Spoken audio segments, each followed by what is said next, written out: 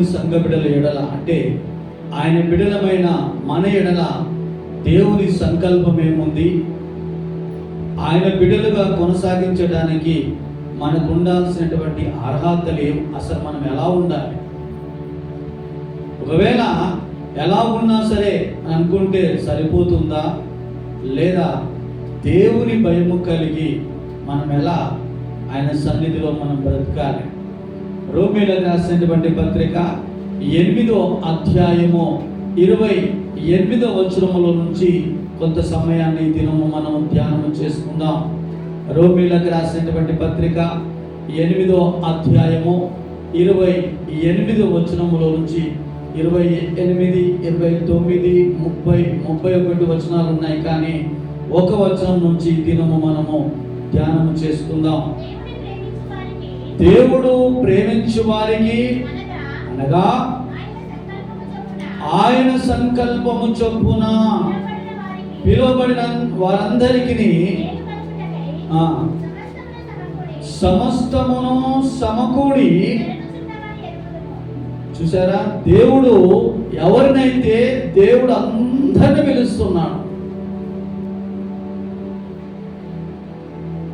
ఎవరైతే నరకానికి వెళ్తాడో దేవుడికి తెలుసు కదా, అట్లా పోకుండా దేవుడే చేయొచ్చు కదా.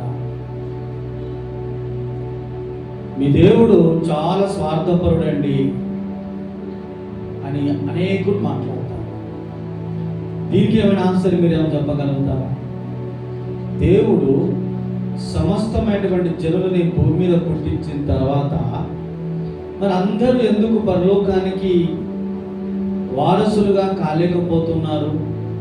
ఒకవేళ అందరూ పరలోకానికి వారసులైతే నరకము ఎందుకు చేయబడినది? నరకము ఎందుకు చేయబడినది? మీరేమో చెప్పగలుగుతారు? మీ దగ్గర ఏమైనా ఆన్సర్ ఉందా? మీ దేవుడు చాలా మంచోడు అంటారు కదా. మీ దేవుడు చాలా మంచోడైతే నరకము ఎవరి కొరకు మీ దేవుడు ఏర్పాటు చేసి పెట్టిండు అని ఒకవేళ మిమ్మల్ని ఎవరైనా అడిగితే మీరేం చెప్తారు?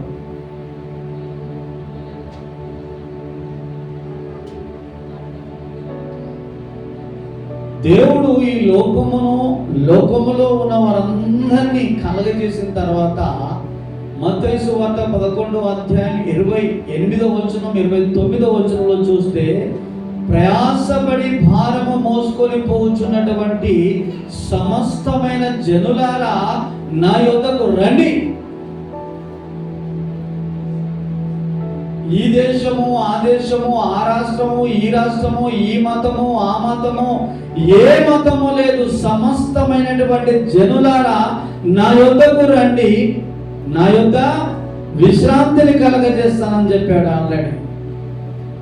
మీరెందుకు మోయలేని భారాలు మోస్తూ ఈ లోకములో అటు ఇటు తిరుగుతూ ప్రయాసపడుతున్నారో, మీ భారము మీరు మోయలేరు, మీ భారాన్ని నేను మోస్తాను, నా దగ్గరికి రండి. దేవుడు పిలిపించాడు. ఎప్పుడైతే ఎవరైనా మనం ఒక ప్రశ్న వేస్తున్నప్పుడు ఆ ప్రశ్నకు తగిన సమాధానం చెప్పడానికి పరిశుద్ధాత్మ దేవుని యొక్క సహాయము తీసుకొని, ఒకవేళ మీ దేవుడు చాలా స్వార్థపరుడండి అని ఒకవేళ మాట మీరు అడిగితే, నా కుమారుడా నా కుమార్తె, ఈ దినం ప్రభు నీతో నాతో మనందరితో మాట్లాడుతున్నాడు. మా దేవుడు మన దేవుడు సర్వ ప్రపంచానికి, సర్వ మానవాళికి పిలుపునిచ్చాడు. నా యుద్ధకు రండి. ఎవడైతే దేవుని స్వరం విన్నాడో, ఎవడైతే దేవుని స్వరం విని ఆయనను వెంబడించాడో వాళ్ళు ఏం చేస్తున్నాడ? పూర్ణ శాంతి గలవానిగా చేస్తున్నాడ. ఒకవేళ దేవుడు, ఇంకొక మాట చెప్పాలంటే, వాస్తవం చెప్పాలంటే, దేవుడు మనుషులని కలగజేసిన తర్వాత వారికి స్వాతంత్రాన్ని ఇచ్చాడు. దేవుడు వారికి స్వాతంత్రాన్ని ఇచ్చాడు, కానీ ఒక బొమ్మలాగా చేసి పెట్టలేదు. వాస్తవం చెప్పాలంటే ఎక్కడైనా సరే రోబోలు, ఈ మధ్యలో రోబోలు ప్రపంచంలో ఎక్కడ చూసినా రోబోలు అంటున్నాయి. కానీ దేవుడు మనుషులని మనుషులుగా చేయలేదు, కానీ వారికి రక్త మాంసములు కలిగినటువంటి దేహ శరీరముల నుంచి వారికి అంటే సొంత ఆలోచన చేసుకునేటటువంటి ఆ వెసులుబాటును దేవుడిచ్చాడు. కానీ మనుషులుగా చేస్తే బాగుందా, స్వాతంత్రం ఇస్తే బాగుంటుందా? ఒకవేళ చెప్పండి, స్వాతంత్రం ఇస్తే బాగుంటుందా, ఒకవేళ మనుషులుగా చేసి పెడితే బాగుండేదా, రోబోలాగా చేసి పెడితే బాగుండేదా? చాలాసార్లు మీకు తెలుసు రోబోలు ఎలా ఉంటాయి, ఎప్పటికీ పనిచేయగలుగుతాయా అని మీకు తెలుసు. ఒక నీలాంటి ఒక వ్యక్తి ఏం చేశాడంటే, నాకు ఇంకెవరు అవసరం లేదు, ఒక రోబో అయితే ఉంటే నాకు సరిపోతుందని చెప్పి చాలా డబ్బులు పెట్టి ఒక రోబోని తీసుకున్నాడు. ఆయన కొనుగోలు చేసుకొని తన ఇంట్లో పెట్టుకున్నాడు.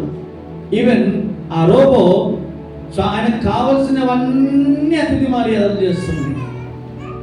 ఈవెన్ ఒక కుటుంబంలో ఒక వ్యక్తిలాగా, అంటే ఒక పార్ట్నర్ లాగా కూడా అన్ని రకాలుగా ఆ రోబో సేవలు అందిస్తుంది. అయితే ఒకానొక దినమున తన గుండెపోటు వచ్చిందంట.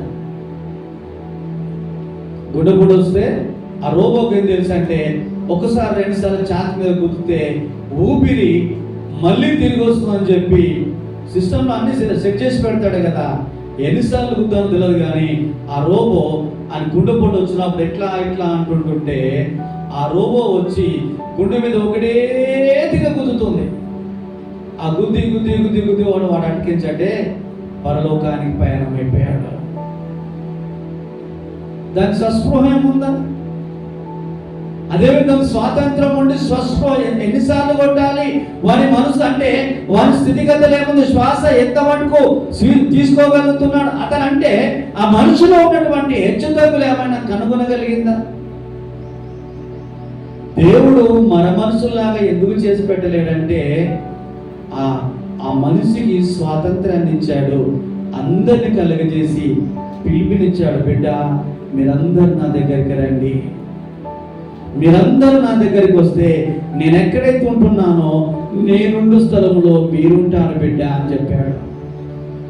నేను ఎక్కడ ఉంటానో, తల్లిదండ్రులు ఎక్కడ ఉంటారో పిల్లలు అదే స్థలంలో అదే ఇంట్లో ఉంటారు. కాబట్టి మన పరలోకపు తండ్రి నేనుండు స్థలంలో మీరుండులాగా నేను వెళ్ళి స్థలంలో సిద్ధపరచడానికి వెళుతున్నాను, నన్ను వెంబడించండి బిడ్డ, నేను ఎక్కడుంటే మీరు ఎక్కడుంటారన్నాడు. పిలుపునిచ్చాడు. పిలుపునందుకొని ఎంతమంది వచ్చారో వారు మాత్రమే ప్రభుతో ఉండగలుగుతున్నారు.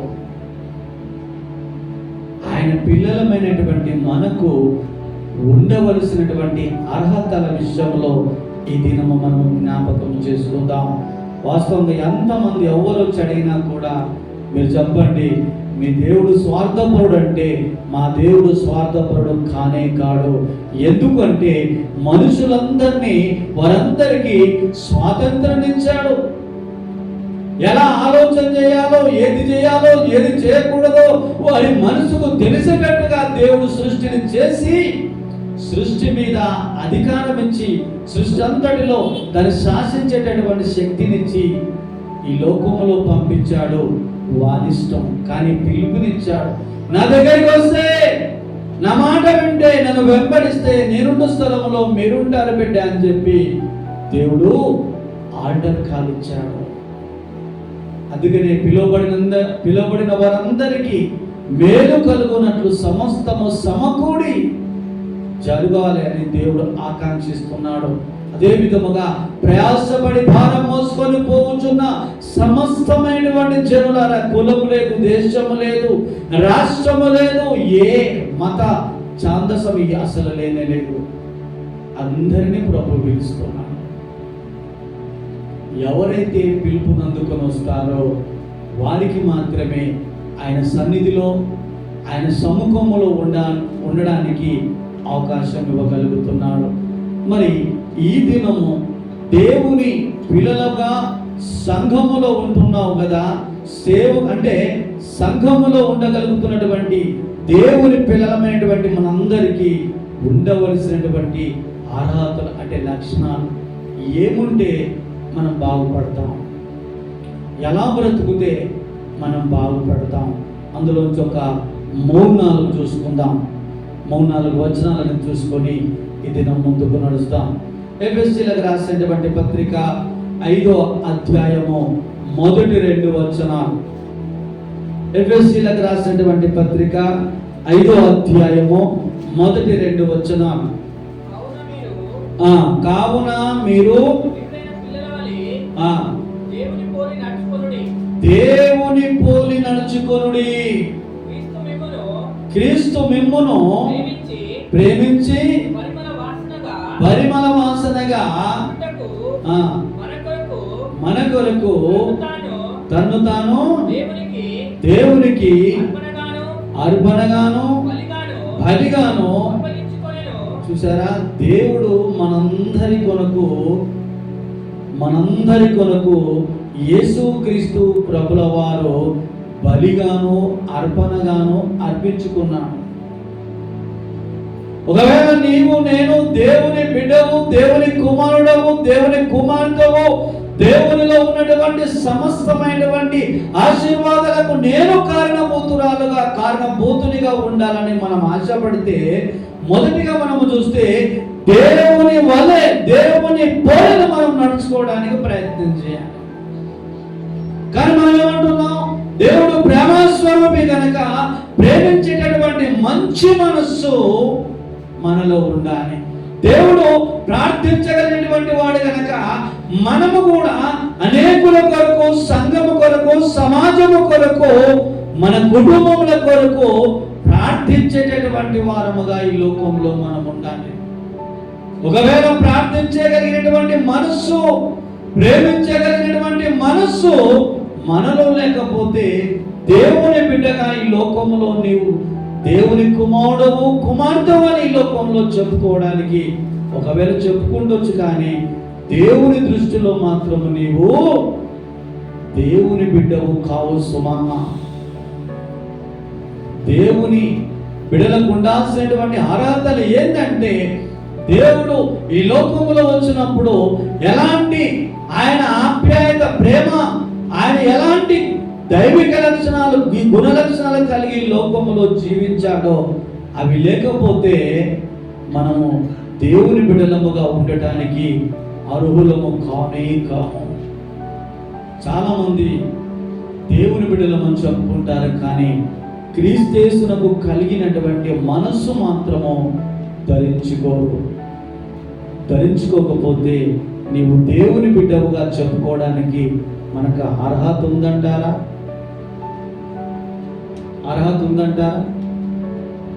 ఒకసారి మీరే ఆలోచించి, మొదటిగా ఆయనలాగా నడవాలి, ఆయనలాగా బ్రతకాలి, ఆయనలాగా ప్రేమించాలి, ఆయన పోలినటువంటి గుణగణాలు మనలో ఉండాలి.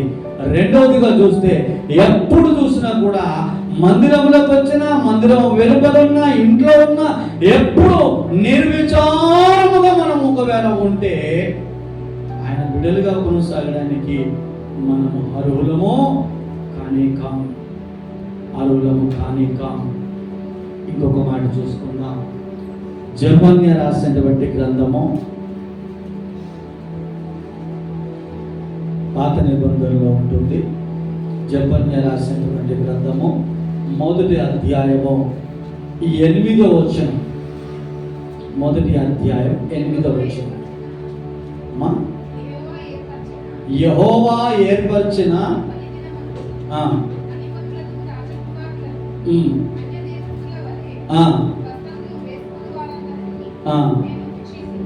చూసారా, దేవుడు స్పష్టంగా మాట్లాడుతున్నాడు. ఏంటండి, మందిరానికి వస్తున్నప్పుడు ఎలాంటి డ్రెస్సులు వేసుకొని రావచ్చా అడుగుతుంటున్నాడు. కానీ ఒక సిస్టమేటిక్ చెప్పాడు ప్రభు. అన్య జనుల వలె మందిరంకి వస్తున్నప్పుడు మీ వస్త్రములు మాత్రం చాలా జాగ్రత్తగా ఉండాలి అంటున్నాడు. యవ్వన బిడ్డలే కావచ్చు, చిన్నపిల్లలే కావచ్చు, మధ్య వయస్కులే కావచ్చు, ఇంకెవరైనా కావచ్చు. కానీ నువ్వు మందిరానికి వస్తున్నప్పుడు నీ వస్త్రధారణ మాత్రము దేవునికి ఇష్టానుసారంగా ఉండాలి. రెండవదిగా చూస్తే నీ నీ వస్త్రాల ద్వారా ఎవరు పాపములో పడకుండా ఉండాలంటే మనం ఎలా ఉండాలంటే దేవుడు ఎలా ఉంటే బాగుంటుందో మన మనసుకు ముందే తెలియజేసి పెట్టాడు ఆల్రెడీ. ఒకవేళ మనం అనుకోవచ్చు చాలా మంది మధ్యన వచ్చిందనంటే చిరిగిపోయినటువంటి జీన్ ప్యాంట్లు వేసుకొని వస్తాను ఆల్రెడీ. దాని ఏం జీన్స్ అంటారమ్మా? చిరిగిపోయిన అన్ని జీన్స్ అంటారు. దాన్ని ఏమంటారు? దాన్ని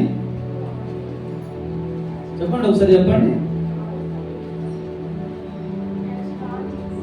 అదో ఫ్యాషన్ అంటారు ఆల్రెడీ. కానీ ప్రభు అంటున్నాడు, బిడ్డ అది ఈ లోకానికి సంబంధించింది, నా లోకానికి సంబంధించింది కాదు. ఒకవేళ పురుషులుగా స్త్రీలు కూడా వేసుకుంటున్నారు. నేను చాలా ప్రాంతాల్లో చూసినప్పుడు వాళ్ళు ఎలా ఉంటున్నారంటే స్త్రీలు కూడా ఆల్రెడీ ఇక్కడ ఏంటంటే వాళ్ళు రకరకాల మాటలు చెప్పుకుంటుంటారు.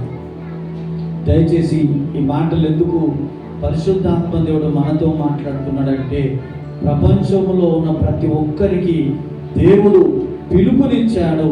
ఎవరైతే పిలుపును అందుకొని దేవుని సన్నిధిలోకి వచ్చారో వాళ్ళందరూ దేవుని బిడ్డలుగా కొనసాగబడుతున్నారు.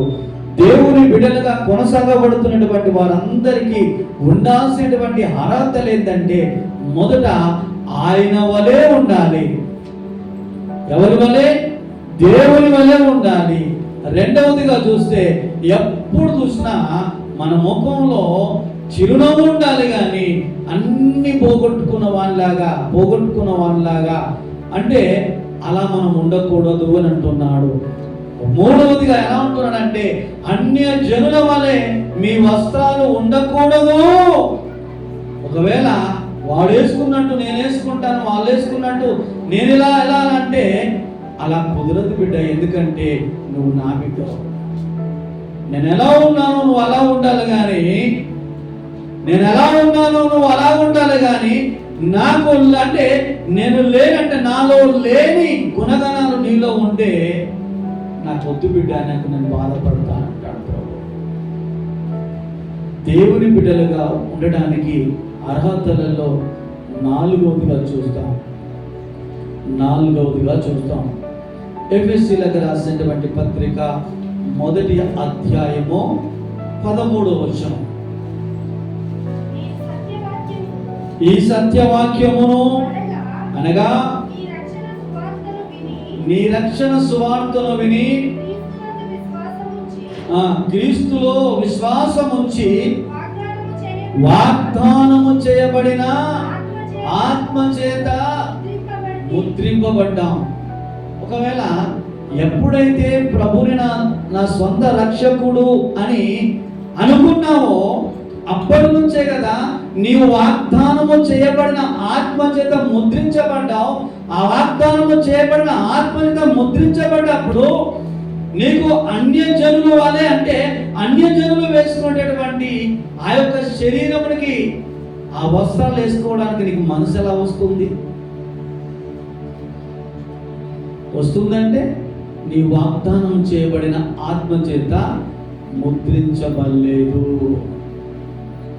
ఒకవేళ వాగ్దానము చేయబడిన ఆత్మ చేత ముద్రించబడ్డావంటే అవాయిడ్ చేస్తావు అలాంటి నీ వస్త్రధారణ విషయంలో కానీ వాస్తవంగా ఇంకా నీ దేహ శరీర విషయంలో ఏదున్నా కూడా అవన్నిటినీ నీవు అవాయిడ్ చేస్తావు.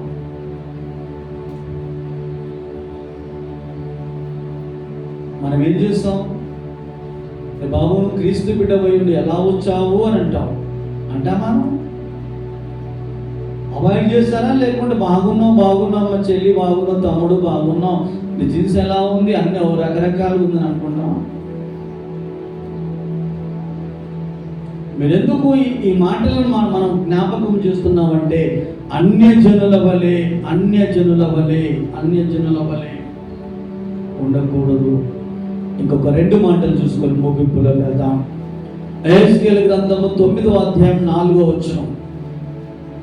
ఇవి లేకపోతే దేవుని బిడ్డలుగా మనకు ఈ అర్హతలు లేకపోతే దేవుని సంఘములో ఆయన సన్నిధిలో కొనసాగించడానికి దేవుడు ఒకవేళ ఇవి లేకపోతే త్రోసివేస్తాడేమో. జాగ్రత్త. యెహెజ్కేలు గ్రంథము 9వ అధ్యాయం 4వ వచనం. ప్రవేశించి చుట్టూ తిరిగి దానిలో జరిగిన కృత్యములను గురించి భూమికి విడుచుచు ఆలాపించుచున్న వారి నాటకములపై గుర్తు వేయమని వారికి ఆజ్ఞాపించి మాట ఏమంటున్నాడంటే, యెహెజ్కేలు గ్రంథంలో దేవుని బిడ్డలుగా కొనసాగింపులో ఉన్నటువంటి వారందరికీ లాలాటముల మీద, నొసళ్ళ మీద, నాలికల మీద ఒక ముద్ర వేయండి అని అంటున్నాడు. ఆల్రెడీ క్రైస్తవ బిడ్డలుగా ముద్ర మీకు మీ లోకంలో ఎలా గుర్తుపట్టగలుగుతారు?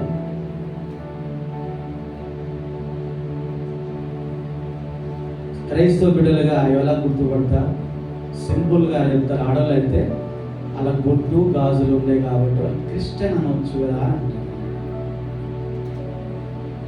కొంతమంది ఏమంటాడు తెలుసా, భర్త లేడేమో, విధవరాలేమో, అందుకనే బొట్టు గాజులు లేనిది అని అంటారు. మీరు ఆ మాట అంటే ఆ మాట ఎలా గుర్తుపడతారు మరి? దేవుడు అడుగుతున్నాడు, ఏమంటున్నాడంటే, ఇశ్రాయేలు ప్రజలు దేవుని బిడ్డలుగా ఉండటానికి వాళ్ళ లాలాటంలో అంటే నాలుకల మీద, నొసల మీద నా ముద్ర వేసేయి. మనందరి నాలుకల మీద దేవుని ముద్ర ఉంది, మన నొసల మీద దేవుని ముద్ర ఉంది. దేవుని పిలుపు విని రక్షణ స్వీకరించి ప్రభు సముఖములో కొనసాగబడుతున్న మనందరికీ లాలాటముల మీద ఆయన దేవుని ముద్ర ఉంది. ఒకవేళ ముద్ర ఉంటే నువ్వెలా గుర్తించగలుగుతున్నావు? ఎలా చెప్పగలుగుతావు దేవుని ముద్ర ఉంది నీ మీద, నా మీద దేవుని ముద్ర ఉంది అని ఎలా చెప్పగలుగుతావు? ఈ లోకానికి ఎలా రుజువుపరచబడగలుగుతావు? ఎలా తెలియపరుస్తావు? ఏం లేదా మీ దగ్గర ఆన్సర్ లేదా? అసలు దేవుని బిడ్డవు అని ఒకవేళ నువ్వు ఎలా ఈ లోకానికి కనపరుచుకుంటావు? చెప్పిన ఒకరు ఏముందంటే, ఆడలో బొట్టు లేదు అని అంటే వాళ్ళు దేవుని బిడ్డలు అంటే, రెండోది ఏమనుకుంటారు? పక్క వాళ్ళు ఏమంటారు? అన్యులు ఏమంటారు? మొగోళ్ళు లేదేమో అంటే మొగోడు చనిపోయిండేమో అందుకనే బొట్టు లేదని అంటారు. ఇంకేమన్నా ఆల్టర్నేట్ ఉందా? మీ దగ్గర ఏం ఆన్సర్ లేదా?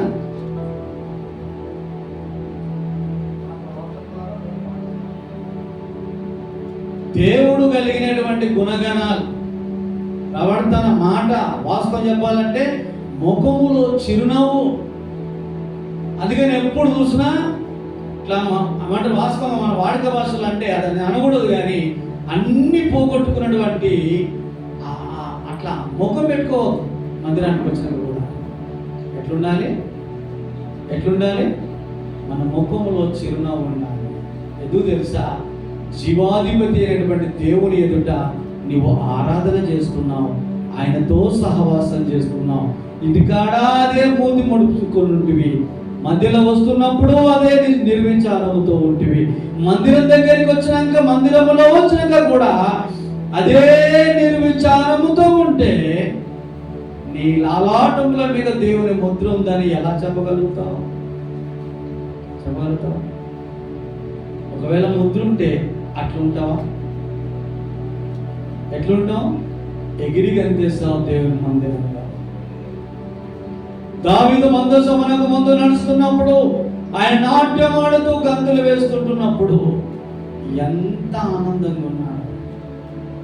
ఆయన దుఃఖం లేదా? ఆయన కష్టం లేదా? ఆయనకు బాధలు లేవా? కానీ దేవుని సన్నిధికి వచ్చినప్పుడు ఎలా ఉన్నాడు? దేవుని సన్నిధిలో నాట్యాలు, గంతులు వేస్తూ నాట్యం చేశాడు. కానీ మనం అనుకుంటాం ఆయనకి కష్టాలు ఉన్నాయా, మనకు కష్టాలు లేవా? మనకు కూడా కష్టాలు ఉన్నాయి. కానీ దేవుని సన్నిధికి వచ్చినప్పుడు మనం ఎలా ఉండాలంటే, దేవుని సన్నిధిలో ఆనందముతో, సంతోషంతో ఉండాలి. రెండవది, మన ముఖములో చిరునవ్వు వెదజల్లాలి. బాధలు ప్రపంచంలో ఎవరికి లేవు తెలుసు. కష్టం వచ్చినా, బాధ వచ్చినా, నవ్వు వచ్చినా, ఇరుకు వచ్చినా, ఇబ్బంది వచ్చినా కూడా అన్ని మనసులో పెట్టుకొని లోకానికి మాత్రం ఎలా ఉండాలి తెలుసా? మన ద్వారా, మనం చెప్పే మాటల ద్వారా, మన కదలికల ద్వారా అనేకులు కదిలించబడాలి. కానీ మనల్ని చూసి ఇంకోటి దేవుని దగ్గరకు రాకుండా ఉండకూడనట్టు మనం ఉండాలి. వాడు నమ్ముకున్నాడు, వానికి ఏమైంది, ఎప్పుడు చూసి ఏడు ముఖం పెట్టుకొని ఉంటుందా అని ఏడు ముఖం పెట్టుకునే ఉంటాడు. వాడే బాగాలి, నేను ఏడవాలని ఒకవేళ అనుకుంటే మనం ఉండే లాభం ఉంటుందా? లాభం ఉంటుందా? ఇంకొక మాట చూసాం. ప్రకటన గ్రంథము 9వ అధ్యాయం 4వ వచనం.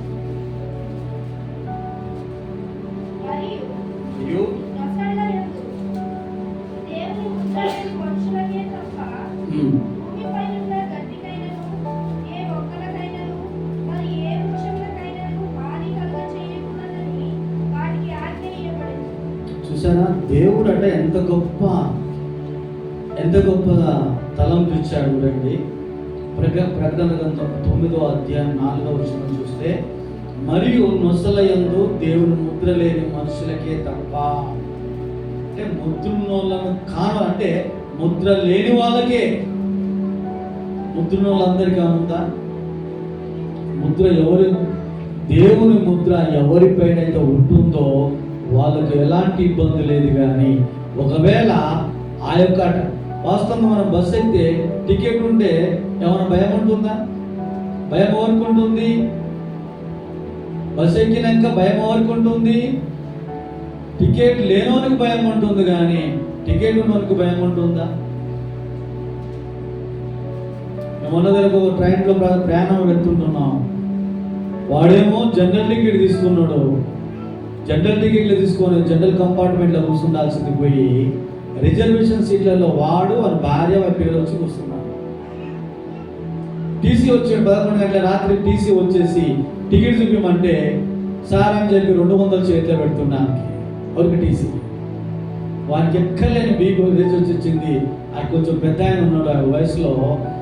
చూసేసి, నువ్వు ట్రైన్ ఆపానా, నువ్వు జనరల్ కంపార్ట్మెంట్కి వెళ్తా, లేకపోతే నేను దించేసేస్తా అని చెప్పి కసిరించేసేస్తే ఎంత బదులన్నా వెళ్ళే. మళ్ళీ దేవుడా అంటే ఎక్కడికి వెళ్ళిండు? ఏ రిజర్వేషన్ ఉందో, ఏ టికెట్ తీసుకున్నావో ఆడికి. మరి మన నొసళ్ళ మీద దేవుని ముద్ర లేకపోతే ఒకానొక దినమున ఆ 1000 ఏళ్ల పాలనలో సంఘం ఎత్తబడిన తర్వాత 7 ఏళ్ళు, అంటే ఆ 7 ఏళ్లలో చూసినట్టయితే ఆ విందులో నీ పాలు పంపులు పొందడానికి సిద్ధంగా ఉండాలంటే మరి నీ నొసళ్ళ మీద కూడా దేవుని ముద్ర ఉండాలి కదా.